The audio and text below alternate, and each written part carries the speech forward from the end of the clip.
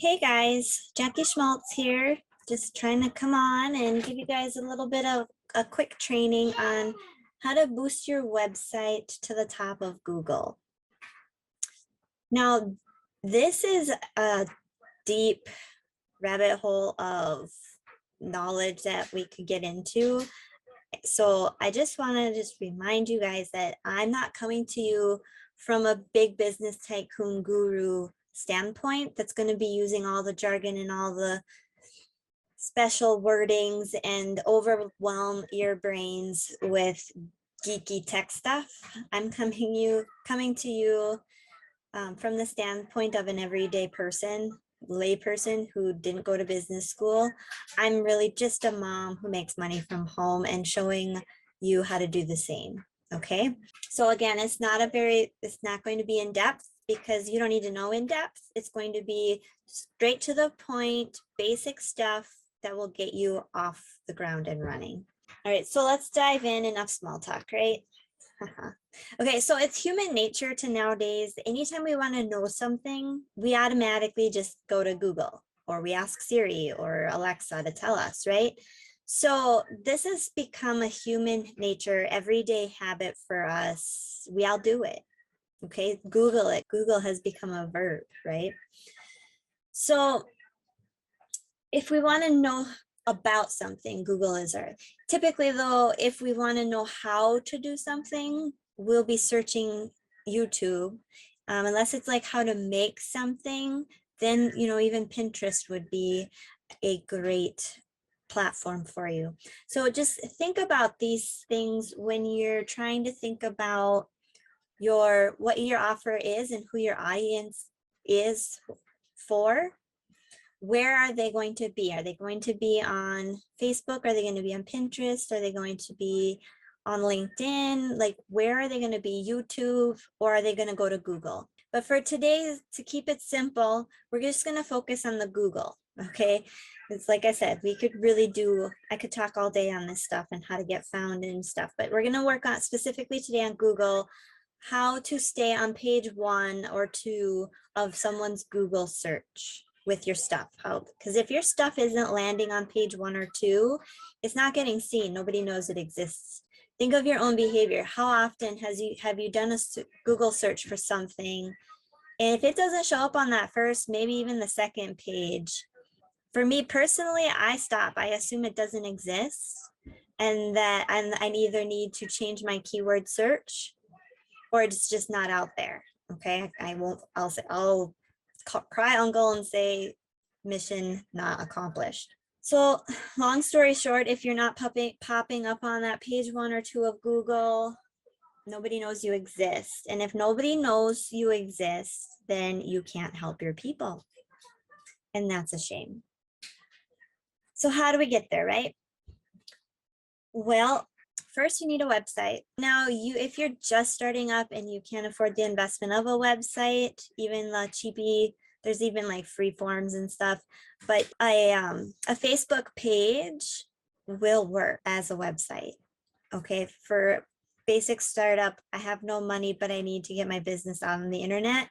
Use a Facebook page, a business page, not a group, not a personal profile, but a business page. They're free.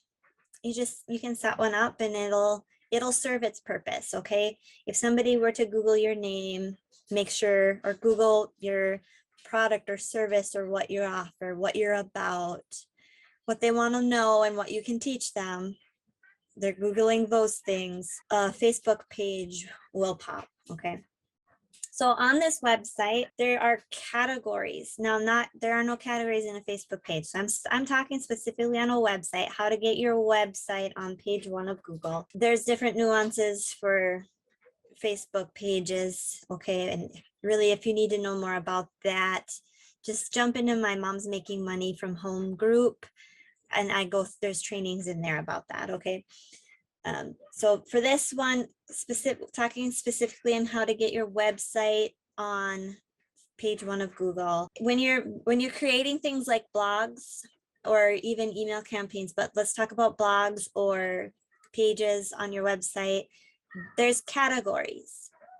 Now, when I first started this journey, I thought that those categories were so I could find what I wanted in all of my mess. It was for organizational purposes. Well, no, actually, those are for SEO purposes. Amazing the things we learn as we embark on this journey, right? So your categories should contain the keywords that your person is searching. These aren't just content categories, right? They're keywords. Now, don't worry about compliance here.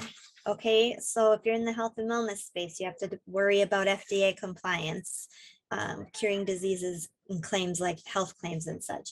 This isn't, you don't have to worry about that with your categories. These are just categories in your website. Nobody sees them. It's not attached to your stuff, right? So don't worry about that. These are just in the back end of the website. Let's just talk about what they could be looking for. Let's think about what your person would be looking for that you have to offer them. Using my own stuff, okay? For my mom's making money from home, they would be searching for how to make money from home, maybe home-based business ideas, entrepreneurship, mompreneur world, okay, things like that. So I would make sure that the description of, well, okay, my group name in general, Christian Moms Making Money from Home, that's a total SEO strategy play. Okay, it's also an attraction marketing play. I put the Christians in there, not because I want all my people to be Christians. I mean that your religion is not a deciding factor on if I let you in my group or not. It is a filter as to repel the kind of people I don't want. Someone who's just a rude human being is not going to want to join a group full of do-good Christians.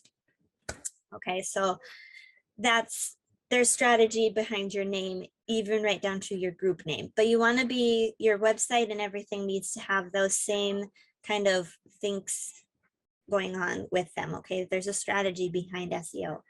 If my fertility awareness business, that space, I make sure that I get the words fertility awareness or natural family planning, natural birth control, all of that gets right into my main description. If I'm doing blogs, I'm going to title those blogs with those keywords as well in the main description, and I'm going to make those keywords categories. Sorry, I'm getting ahead of myself here. We're on categories yet. Standpoint. Okay, so categories: period pain, cramps, hormones, could be home remedies, all of those things. In the moms making money realm, it could be time management, income streams, mindset coaching, financial assistance or finances, website help, coaching. Okay, so again, categories, just put categories, make your keywords of your topic, get those into your categories. Next, your titles of your blogs need to have those keywords in their title as well. Okay, I haven't published the blog yet, but I've got one ready to go once I redo my whole website to reflect my branding pivot. Would be 10 ways to make money from home. Okay, so if somebody who wants to know how to make money at home, like, those are the words I'm using. Those are the words I'm going to be looking up. I want to know this. Those are the words I'm going to use. Those are the words that make it to my title of my blogs or descriptions or whatever it is you're creating, the page, the lead magnet, whatever. Those keywords need to make up your title. You might use words like, okay, so fertility awareness space. You might think, oh, well, what's a good diet for hormone balance? Well, if I'm going to create a blog about lifestyle and food choices, that would be a good title.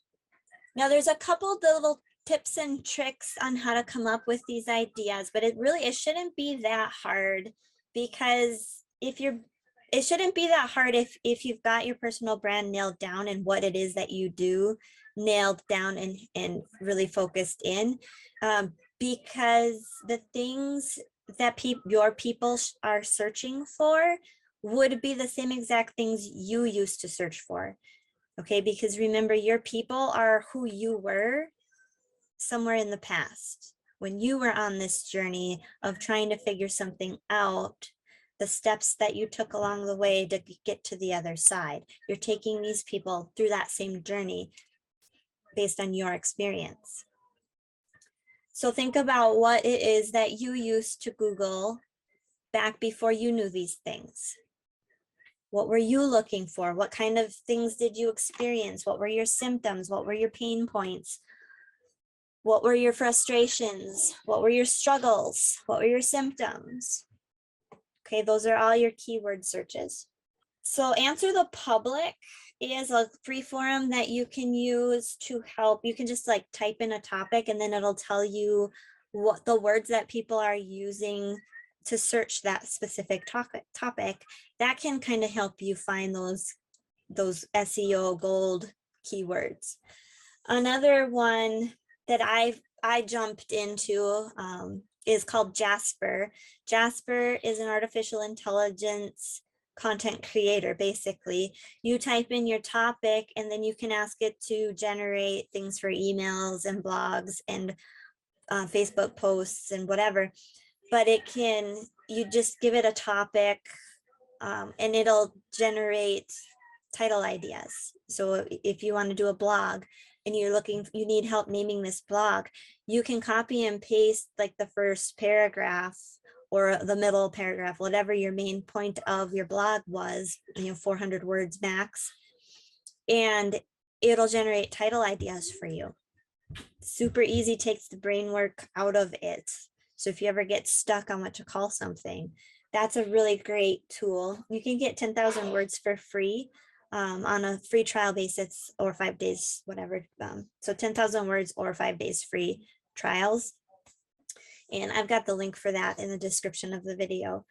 But there's other tips. I have a video training just on how to use Google to find your titles. Okay, so really you don't need to make that investment, but it is helpful if you're on a time crunch and you struggle with naming your stuff and content ideas. Okay, all right, so the next one is going to be making sure that your content supports your title. The title should be within that the words that you use in your title should be within that first sentence or two. I've actually, like, a lot of my blog posts will start out with a question because that's what people are going to be searching, right? And I'll put that very first line is going to be repeating that question, and then I go on into my answering that question. Okay, so make sure that your content supports the title and that those words that are used in your title are within that first paragraph of your blog or your page descriptions, your social media descriptions, those types of things. Because so Google scans pages for content relevancy to score it. Okay, so if your post is on hormone balance, is want to make sure that you're actually talking about hormone balance type of stuff. Okay, next, have your blog posts be between 300 to 500 words. Okay, so at least 300 words, or Google doesn't even recognize it as a real blog. But if you get longer than 500 words, Google is okay with, anywhere between anything less than 1,500 words. Google is okay with, but you also have to remember who your audience is. And audience, like, our human nature attention spans are getting shorter and shorter and shorter. If it's a long read, we tend to not make it through to the end, whereas usually that's where you make your offer. So keeping it right around that 500 word sweet spot just is going to help keep your reader engaged and not just say, oh, be overwhelmed with a long read. I don't have time for that. If your blog is more than 500 words, if you can split it up into series of blogs, that works well too. So a 2-part or 3-part series, 300 to 500 words each. Okay. And then the next one make sure that you're adding 3 new pieces of content to your website every 6 weeks. This could be blog posts, it could be new pages added, because Google scans and rescans everything every 6 to 8 weeks. And when you have new content on your page, it tells Google that you're an active, fresh, working page and not one of the bazillion dormant pages that live in the land of the internet world. It boosts what's called the Freshness Score, which helps determine where you fall on a search. Okay, so you can go above and beyond this area and create like 6 pages or 6 pieces of content every 3 weeks. So because it compounds on each other, or it compounds on itself and scores you higher. So blogging once a week is really where it's at. Blogging 2 times a week, even better. Blogging more than that, and you'll probably lose your interest and the interest in your audience.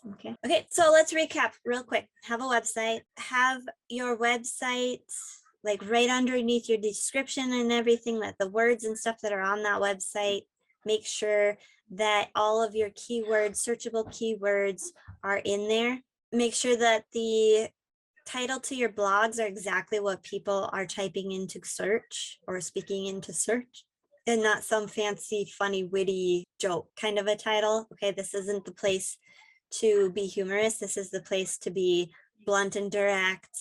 If you're searching for this, this is what your title needs to be. Include the actual keywords, the meat and potato keywords, into the categories on your backend website. Add content at least once a week. Make sure your title and your content match, and make sure your blogs are at least 300 words. Now, if you found this helpful, don't forget to like the video and subscribe to my channel if you like more content from me. You can also join my Facebook community called the Christian Moms Making Money from Home. The link is in the description of this video. And that's all for now.